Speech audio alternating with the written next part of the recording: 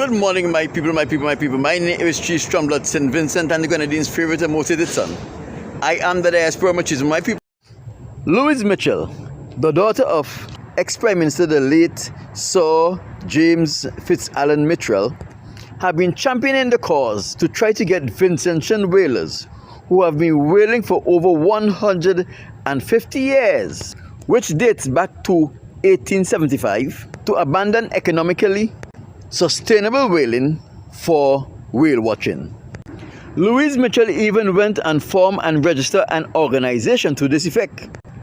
There are two small communities in St. Vincent and the Grenadines that practice whaling on a very small scale.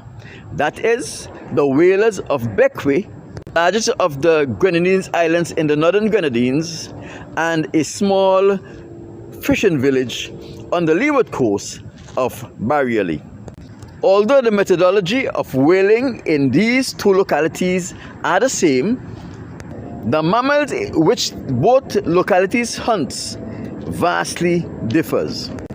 One of the questions we have to ask as sensible and mature adults is, why is Louise Mitchell so hell-bent in trying to bring to an end a cultural practice that has a history of over 150 years? Is there any validity in her arguments? And can whalers make a sustainable living from whale watching in St. Vincent and the Grenadines? These are some of the questions I'm about to answer in this discourse. While the whalers of St. Vincent and the Grenadines are involved in sustainable whaling, there are many whalers from many countries around the world that practice whaling on a commercial level. Every year in April, Norway's 6-month whaling season kicks off. This year, the country's government is allowing 999 minke whales to be hunted. Commercial whaling has been banned since 1986. Despite that, Iceland and Norway continue to hold annual hunts. Japan also hunts whales, but has a special permit to do so for scientific research. Now, Japan says it will withdraw from the International Whaling Commission and resume commercial whale hunting next year.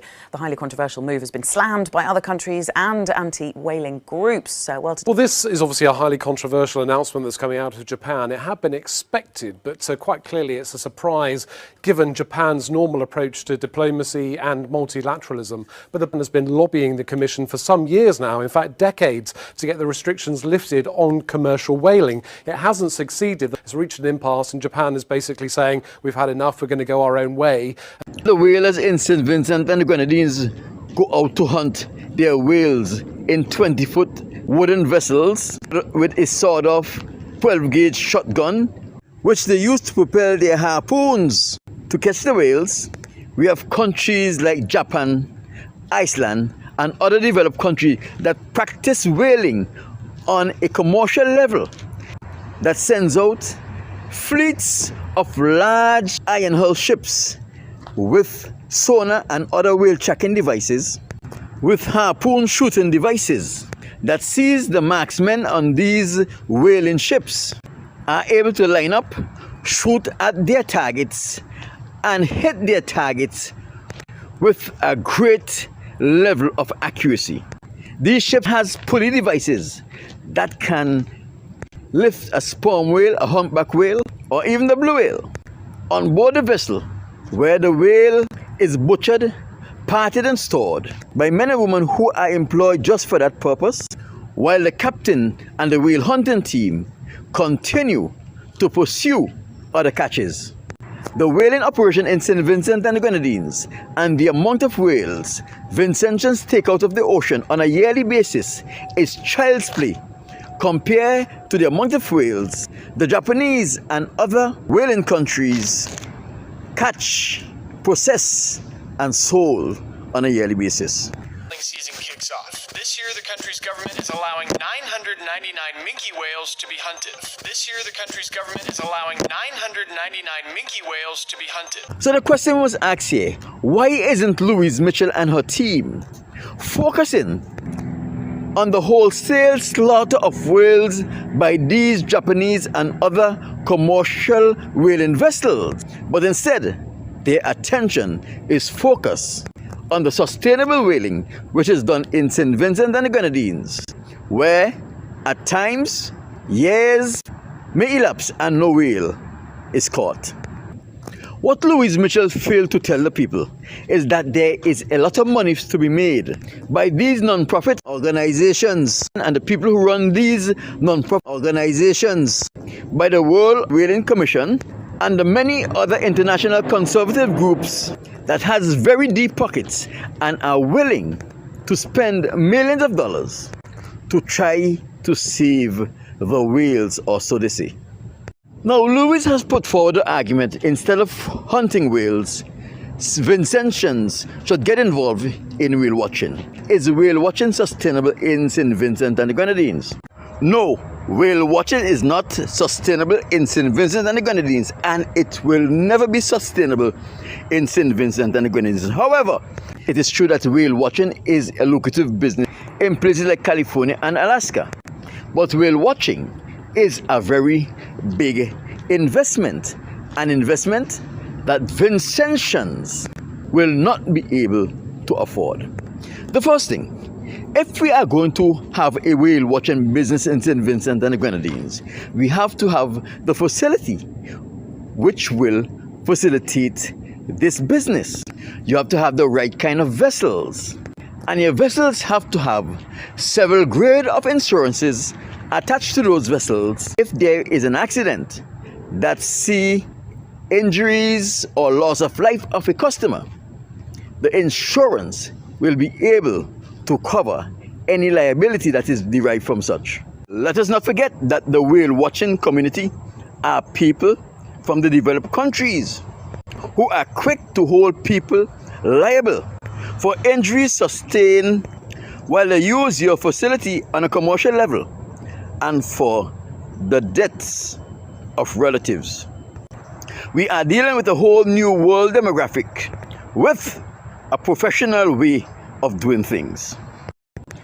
So Louise, speaking about the promotion of whale watching in St. Vincent and the Grenadines, she is really speaking about inviting white investors from overseas to come into St. Vincent and the Grenadines with their crew to conduct business to this end. And in the same way, Ralph Gonsalves was instrumental in disenfranchising the traditional marijuana farmers in the medical and recreational marijuana programs by granting those licenses to foreigners. Louise Mitchell plan is going to do the same and disenfranchise the whalers and their families who sacrificed making a sustainable living from whaling for whale watching. For the reality is, the average whaler in St. Vincent and the Grenadines, who can barely afford to repair his vessel when they are damaged, they will not be able to afford to buy the type of vessels that are required for whale watching.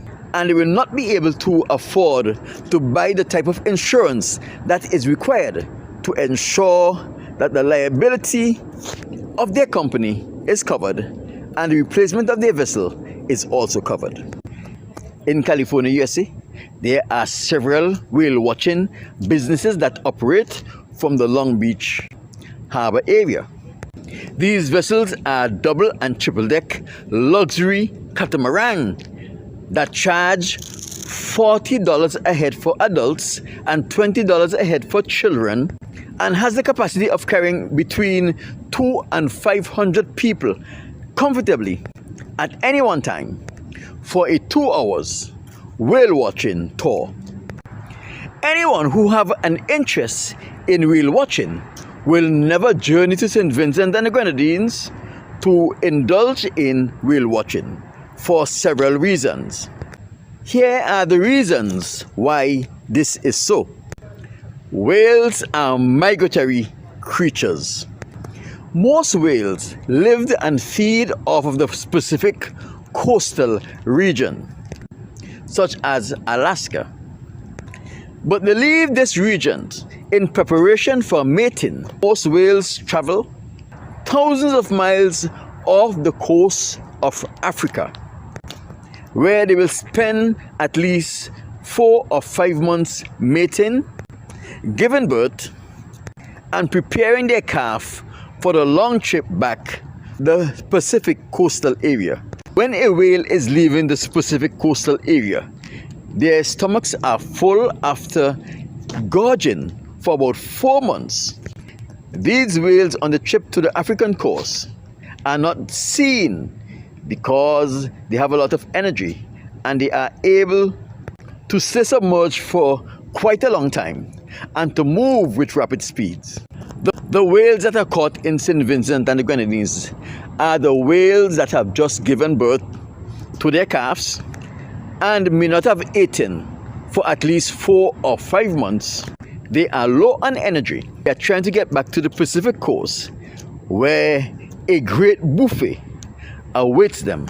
Therefore, a whale will spend just a matter of hours within the St. Vincent and the Grenadines waters. So with this kind of knowledge, which whale watcher is going to waste his good money to come to St. Vincent and the Grenadines to watch whale, when they can go to places like California or Alaska, where there are thousands of whales frolicking in their waters for 4 months straight? Whale watching crew knows exactly where the best feeding spots are, and they are able to take their ship's load of passengers to those feeding areas where they can have ready access to these great and beautiful creatures in their natural environment. An investment in whale watching facilities, boats, crews, and the other things that will be needed for whale watching in St. Vincent and the Grenadines will be a wasted investment. When I was a child growing up in Rose Place in Kingston in St. Vincent and the Grenadines, very often my father will see whales swimming as they enchanted St. Vincent and the Grenadines going north.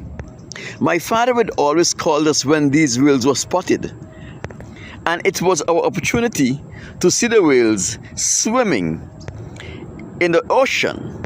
Although we didn't get a close up look as whale watchers will get when they are on a vessel, it was amazing to see these large creatures as they breached to get air, making their way north as they swam through the ocean between St. Vincent and Beckway.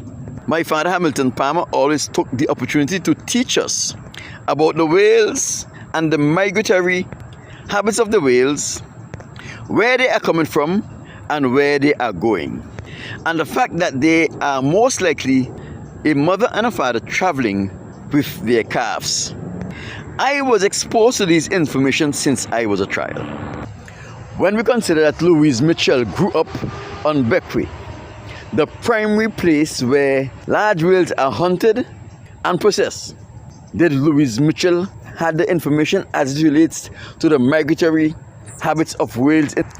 Although it is more than likely, let us give Miss Mitchell the benefit of the doubt. When Louise Mitchell became the champion of the anti-whaling movement in St. Vincent and the Grenadines, did she take the time to study the behaviors and habits of the animals she was championing for? Have Louise Mitchell ever gone on a whale watching tour? Have she seen the facilities that is required for such an expedition?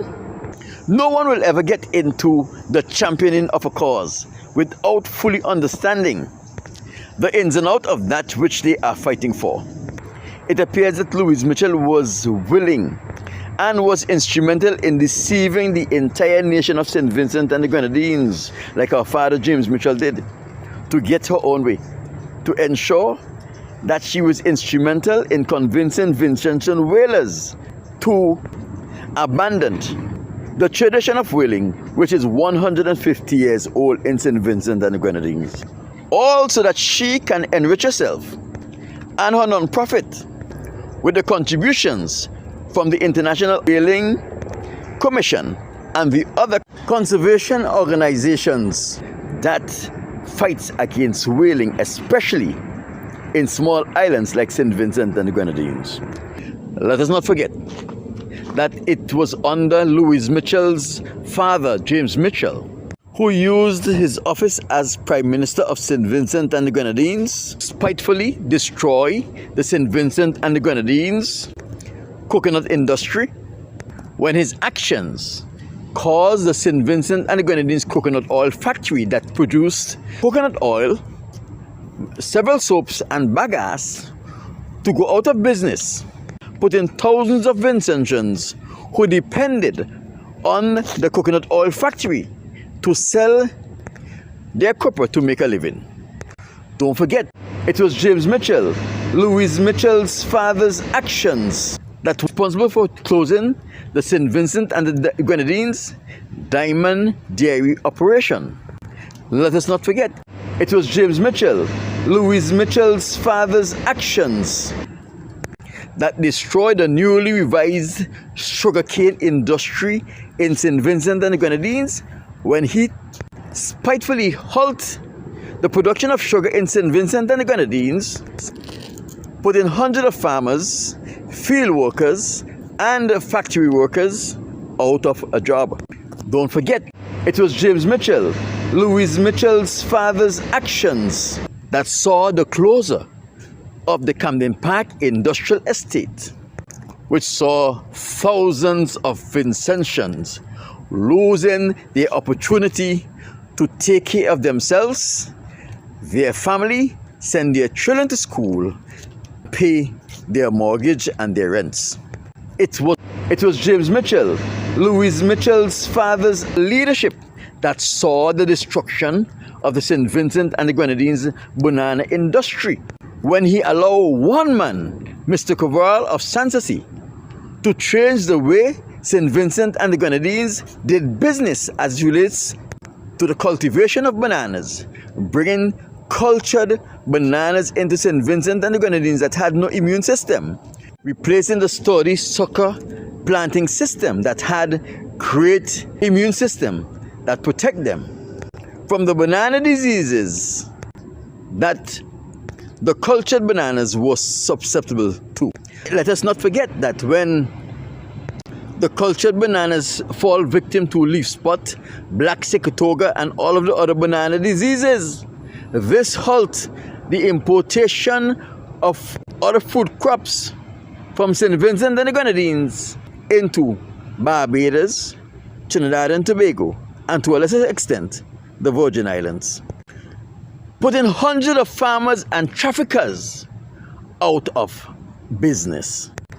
Now the daughter of the man who made Vincentians poor is trying to destroy the oldest, the last, and the least profitable, sustainable industry in St. Vincent and the Grenadines, the whaling industry. While Louise Mitchell is trying to invoke Vincentian into sympathy for the whales, she, and like her father, is trying to put Vincentians out of an opportunity to make a living for their families. Louise Mitchell and her nonprofit is making millions of dollars from overseas donors such as the Whaling Commission and other whaling conservative groups that are willing to pay people like Louise Mitchell to disenfranchise the whalers in St. Vincent and the Grenadines. My name is Chief Strongblood. I am St. Vincent and the Grenadines' favorite and most hated son, the diaspora machismo.